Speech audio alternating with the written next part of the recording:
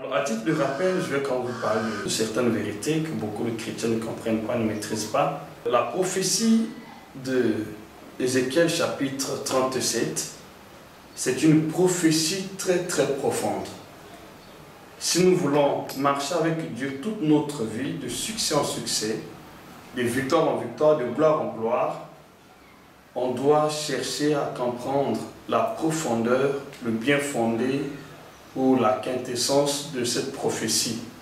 Cette prophétie résume en elle seule le passage de notre vie sur terre, le passage de notre séjour sur terre.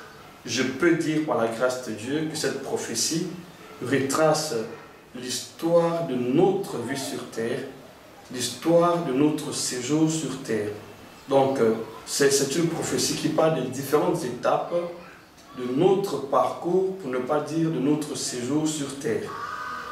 Il y a beaucoup de chrétiens qui prient, mais sans pourtant avoir l'appréhension de cette vérité. C'est la raison pour laquelle, malgré les efforts que vous êtes en train de fournir dans la prière, il n'y a pas gain de cause.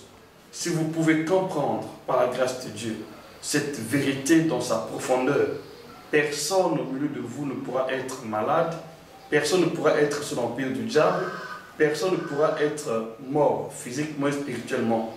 C'est des grandes vérités que beaucoup de chrétiens ne prêtent pas assez attention. Bien que nous prions, bien que nous demandons des choses à Dieu, il manque certaines vérités, si bien que tout ce que nous sommes en train parfois de faire semble nous prendre la tête. Mais je prie qu'à partir d'aujourd'hui, que le Seigneur puisse jaillir de la lumière dans votre intelligence, dans votre pensée, afin que vous compreniez, parce que pour tous ceux qui vont comprendre cette vérité-là, toute votre vie, par la grâce de Dieu, vous ne pourrez pas échouer. D'ailleurs, les choses vont se débloquer d'une drôle de façon dans votre vie. Il suffit de comprendre la profondeur, le secret de cette prophétie. Remarquez au départ, ces ossements-là étaient à l'état de sécheresse. C'étaient des ossements abandonnés dans une vallée. Il n'y avait pas de vie, il n'y avait pas de chair, il n'y avait pas d'esprit.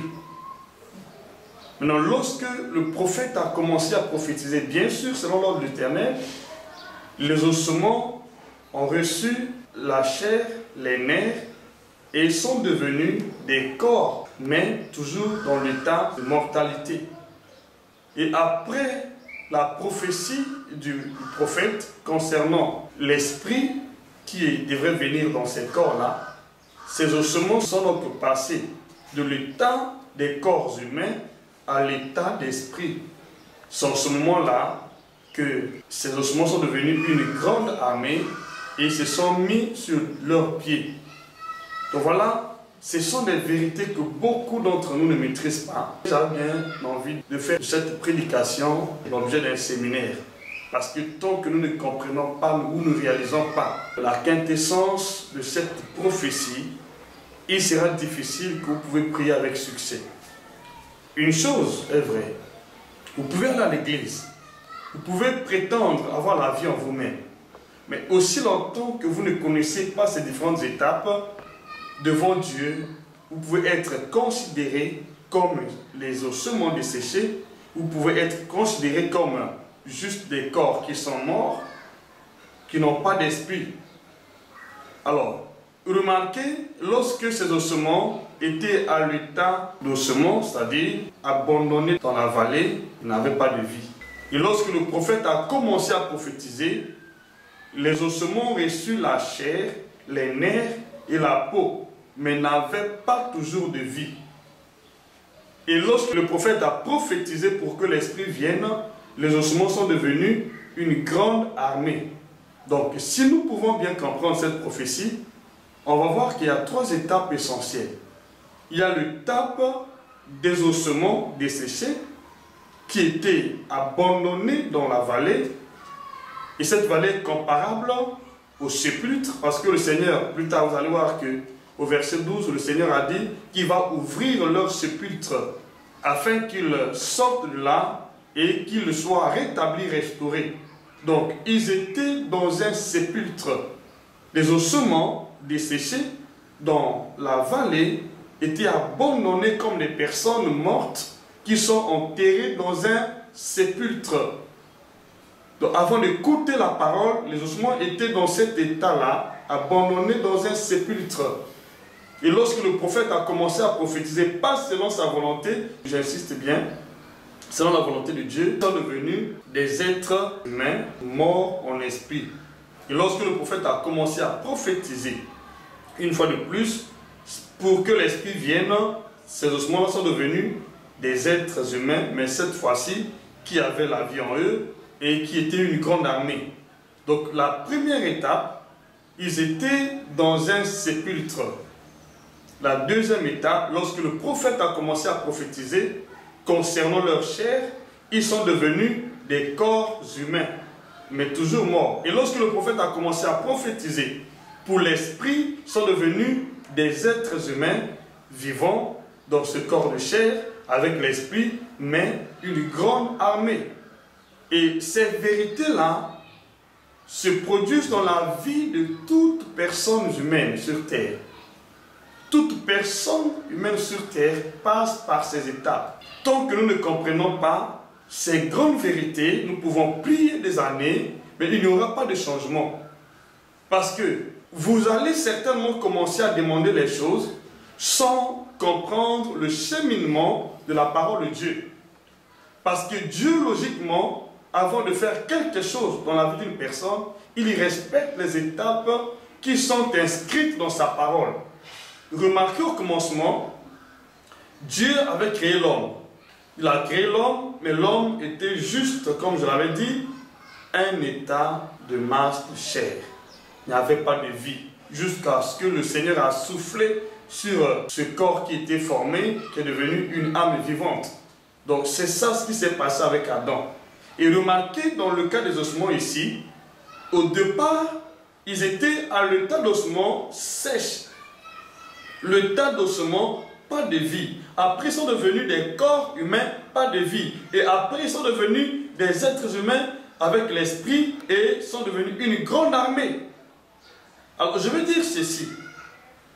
Faisons extrêmement attention, bien-aimés. J'aimerais que cette parole puisse jaillir de la lumière dans votre esprit. Et sinon, vous pouvez prier des années, vous croyez que vous avez la vie, mais cependant, devant Dieu, vous êtes dans un sépulcre. Vous êtes à l'état d'ossement desséché. C'est ce que beaucoup de chrétiens sont en train de subir.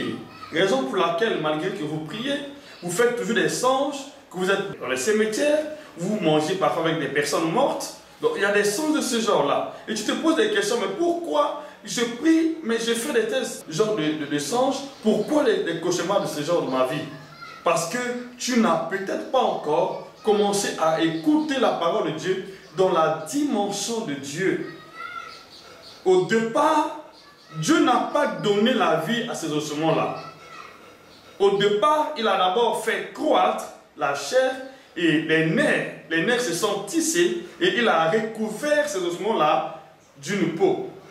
C'était la première étape quand ils sont passés de l'étape des ossements desséchés à l'étape des corps humains formés.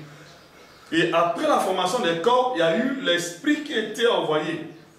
Donc, souvent nous prions, mais sans comprendre ces différentes étapes qui gouvernent notre marche sur terre avec Dieu, qui gouvernent notre existence sur terre.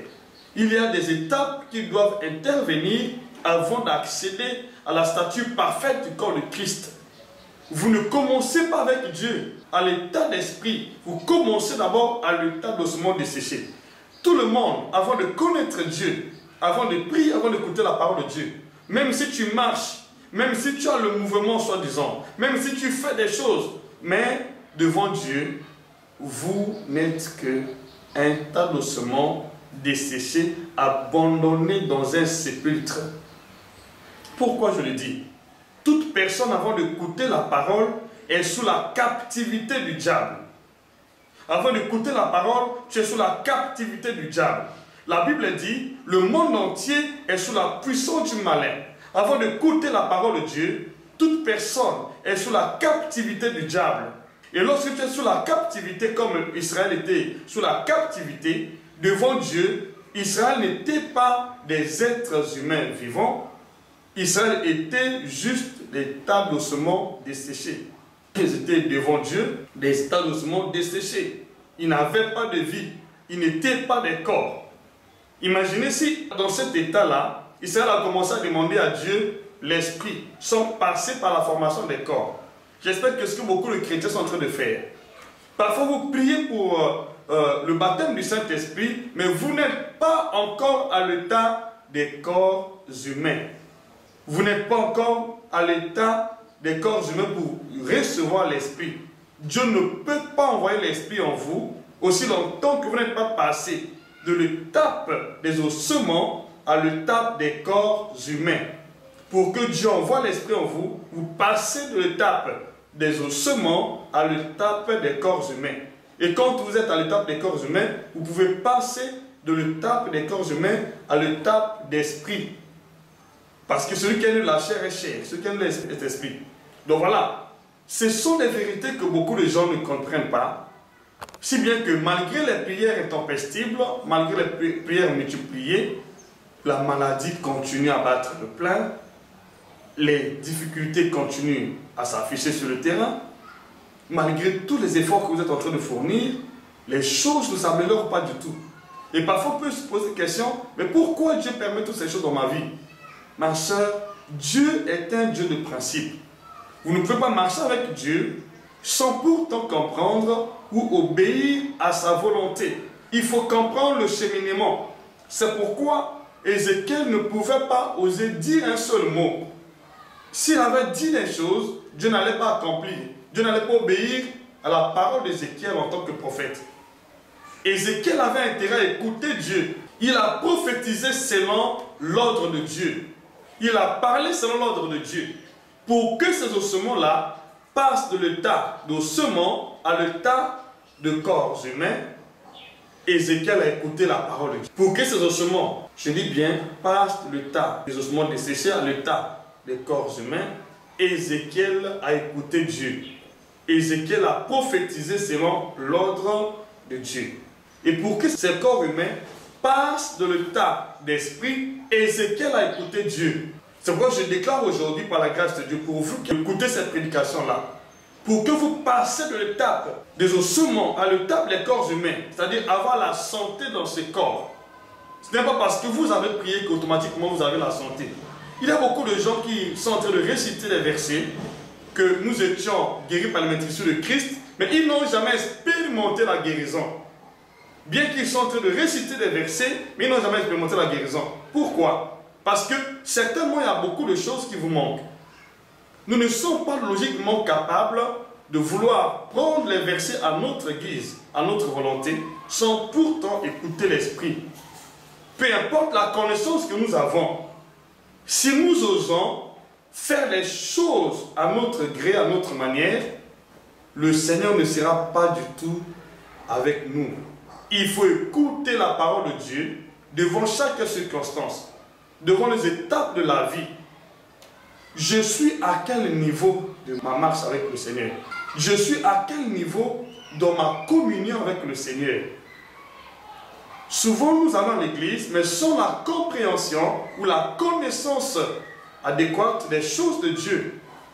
C'est la raison pour laquelle, malgré les efforts fournis, les choses ne se sont jamais améliorées. Les choses n'ont jamais changé sur le terrain. Bien aimé, les choses ne changent pas parce que vous avez prié. C'est parce que vous avez certainement écouté Dieu et obéi à la voix de Dieu lorsque vous êtes passé de l'état d'ossements desséchés à l'état des corps humains. Il y a des choses qu'il faut faire. Il y a des paroles qu'il faut obéir. De l'état des ossements desséchés à l'état des corps humains, il y a des paroles qu'il faut obéir. Vous ne pouvez pas prier à votre manière. Peu importe ce que vous êtes dans le corps de Christ, que vous soyez prophète, apôtre, évangéliste, pasteur, docteur, si vous n'obéissez pas au cheminement, vous n'obéissez pas au flot de l'esprit, selon le calendrier divin, vous ne verrez pas la bénédiction de Dieu. Ça sera des cauchemars qui vont continuer à battre le plein malgré vos prières. Je prie qu'à partir d'aujourd'hui, vous saisissez l'opportunité de comprendre cette vérité afin que vous passez de l'état des ossements desséchés à l'état des corps humains, de l'état des corps humains à l'état d'esprit.